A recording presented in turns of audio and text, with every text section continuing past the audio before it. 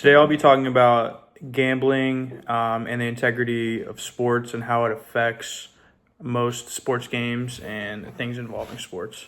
So it is not really a recent thing that has happened. Gambling in sports has started ever since sports really existed in the 1800s, the late 1800s, the early 1900s. There were many baseball players, along with football and basketball players, that were accused and acquitted of gambling.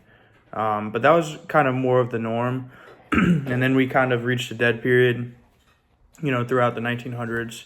And then back in the 90s and early 2000s and sometime in the 80s, the steroid era began in baseball, which was undoubtedly one of the most illegal things people could do. I mean, people were banned from games. People like Mark McGwire, Sammy Sosa, Alex Rodriguez, banned from games the whole season due to PED use.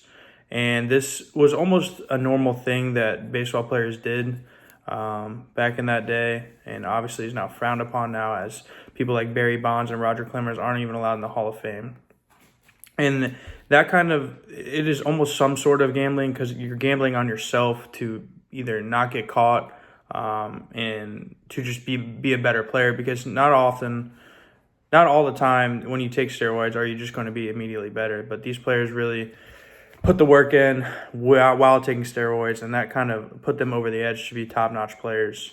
These guys were hitting 50, 60 home runs a year, which wasn't really seen in that day and age. Along with that, you have the gambling in today's age.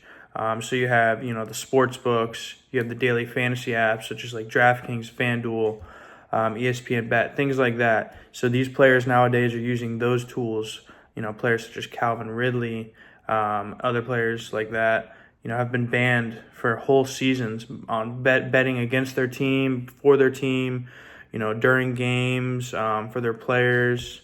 It's kind of been crazy as of recent. A lot of players are being caught. I'd say anywhere from like 5 to 15 players a year now, and it's not a good scene for the NFL, and it's honestly almost gone into other leagues as well. You've had hockey players as of recent being found caught gambling, and the thing is, I'm sure it is happening in other leagues as well, as the NBA, MLB, UFC, all these leagues. It's just when and where are you going to get caught? Because at the end of the day, these books have to report to, these leagues when these players are gambling, or they're using insider trading, or telling a family member to gamble. It all adds up. So, if we can avoid gambling with these NFL players, it'll help out a lot, because it almost questions the integrity of the game.